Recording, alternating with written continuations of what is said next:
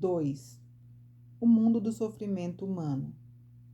Se bem que na sua dimensão subjetiva, como fato pessoal, encerrado no concreto e irrepetível íntimo do homem, o sofrimento pareça ser algo quase inefável e não comunicável.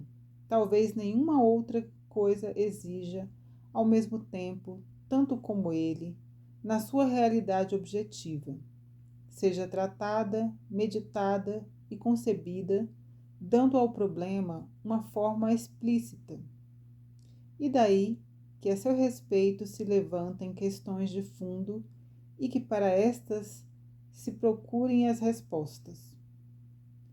Não se trata aqui, como se verá, somente de fazer uma descrição do sofrimento.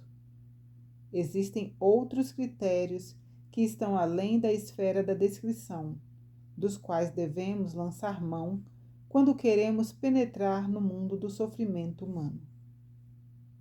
A medicina, enquanto ciência e conjuntamente como arte de curar, descobre no vasto terreno dos sofrimentos do homem o seu setor mais conhecido, ou seja, aquele que é identificado com maior precisão e correlativamente contrabalançado pelos métodos do reagir, isto é, da terapia. Contudo, isso é apenas um setor. O campo do sofrimento humano é muito mais vasto, muito mais diversificado e mais pluridimensional. O homem sofre de diversas maneiras que nem sempre são consideradas pela medicina, nem sequer pelos seus ramos mais avançados. O sofrimento é algo mais amplo e mais complexo do que a doença e, ao mesmo tempo, algo mais profundamente enraizado na própria humanidade. É-nos dada uma certa ideia quanto a este problema pela distinção entre sofrimento físico e sofrimento moral. Esta distinção toma como fundamento a dupla dimensão do ser humano e indica o elemento corporal e espiritual como imediato ou direto sujeito do sofrimento. Ainda que se possam usar até certo ponto como sinônimas as palavras sofrimento e dor, o sofrimento físico dá-se quando, seja de que modo for, dói o corpo, enquanto o sofrimento moral é dor da alma. Trata-se de fato da dor de tipo espiritual e não apenas da dimensão psíquica da dor, que anda sempre junta tanto com o sofrimento moral como com o sofrimento físico. A amplidão do sofrimento moral e a multiplicidade das suas formas não são menores do que a do sofrimento físico.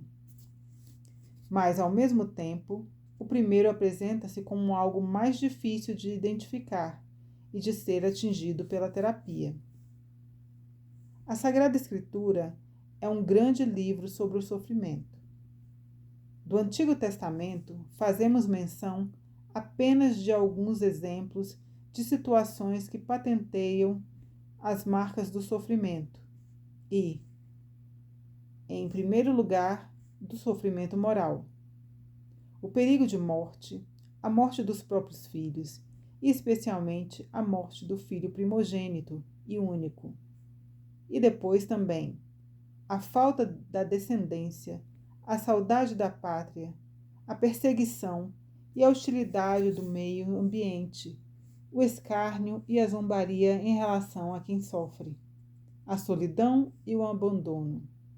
E ainda outros, como os remorsos de consciência, a dificuldade em compreender a razão por que os maus prosperam e os justos sofrem, a infidelidade e a ingratidão da parte dos amigos e vizinhos, e, finalmente, as desventuras da própria nação. O Antigo Testamento, considerando o homem como um conjunto psicofísico, associa frequentemente os sofrimentos morais à dor de determinadas partes do organismo, dos ossos, dos rins, do fígado, das vísceras, do coração. Não se pode negar efetivamente que os sofrimentos morais têm também um componente físico ou somático e que frequentemente se refletem no estado geral do organismo. Como se vê pelos exemplos referidos na Sagrada Escritura, encontramos um vasto elenco de situações dolorosas por diversos motivos para o homem.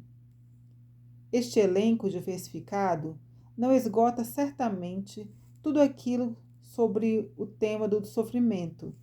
Já disse e constantemente repete o livro da história do homem, que é prevalentemente um livro não escrito, e menos ainda o que disse o livro da história da humanidade, lido através da história de cada homem.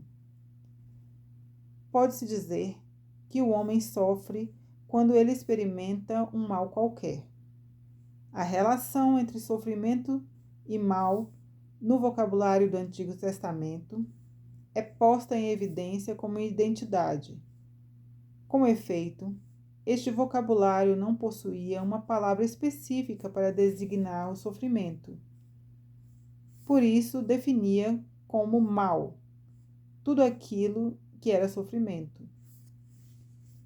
Somente a língua grega, e conjuntamente o Novo Testamento e as versões gregas do Antigo, se serve do verbo pasco. Sou afetado por. Experimento uma sensação. Sofro. E graças a este termo, o sofrimento já não é diretamente identificável com o mal objetivo, mas exprime uma situação na qual o homem se sente mal e, sentindo-se, torna-se sujeito do sofrimento.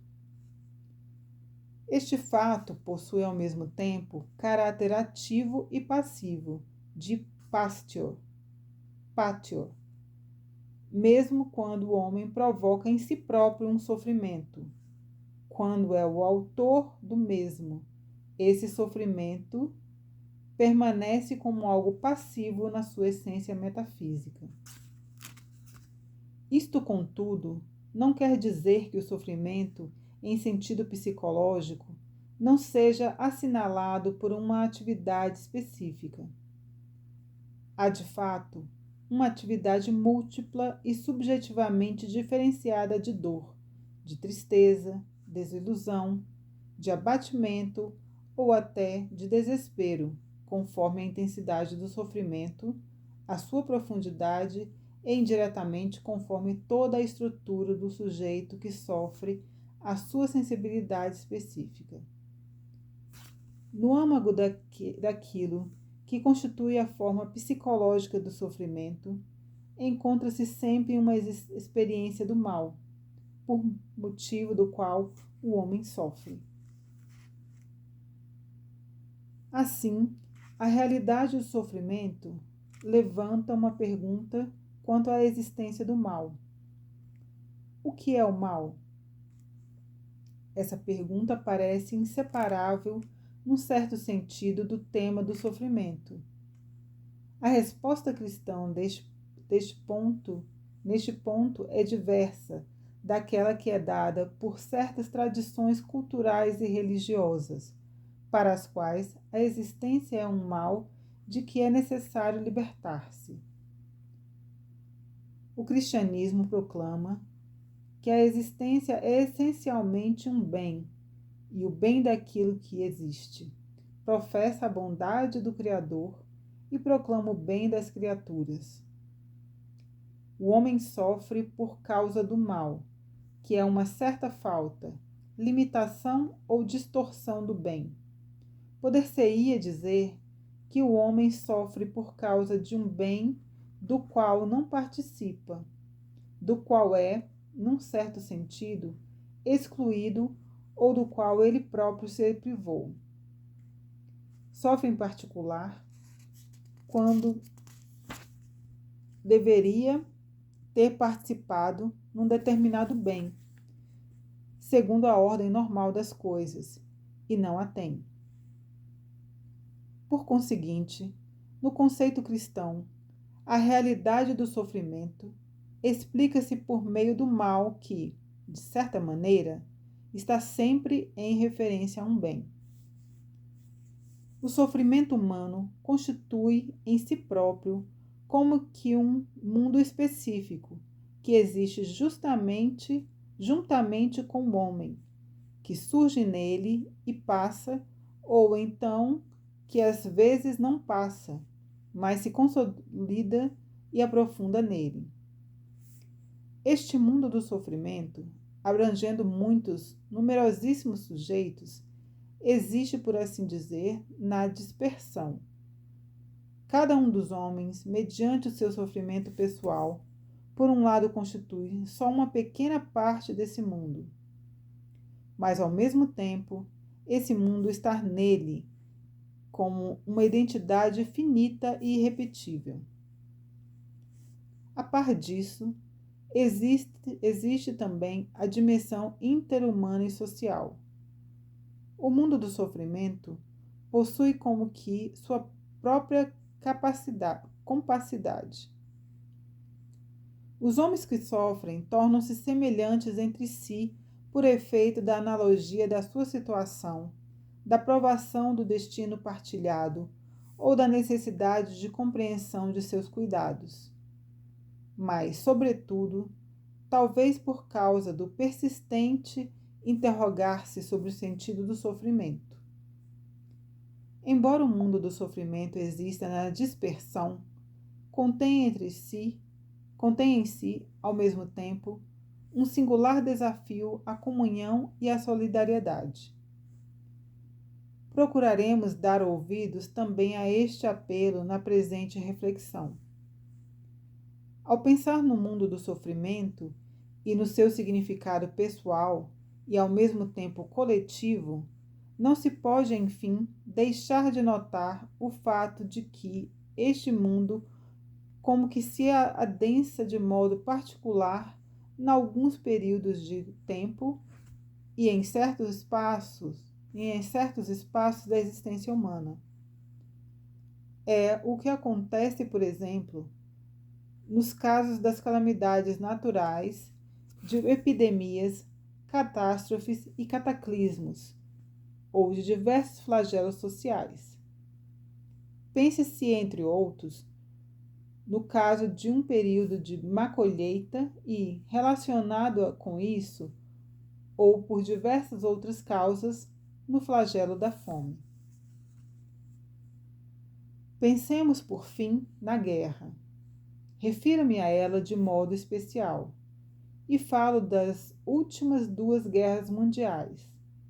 Destas foi a segunda que fez uma ceifa muito maior de vidas e uma acumulação mais penosa de sofrimentos humanos.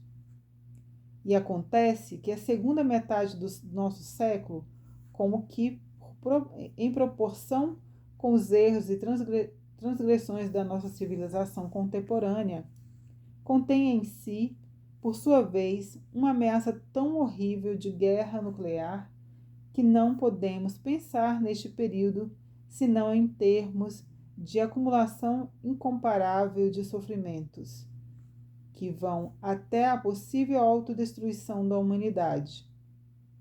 Deste modo, aquele mundo de sofrimento, que afinal tem o seu objetivo em cada homem, parece transformar-se na nossa época, talvez mais do que em qualquer outro momento, num particular sofrimento do mundo, de um mundo que se acha, como nunca, transformado pelo progresso operado pelo homem, e está ao mesmo tempo, como nunca, em perigo por causa dos erros e culpas do mesmo homem.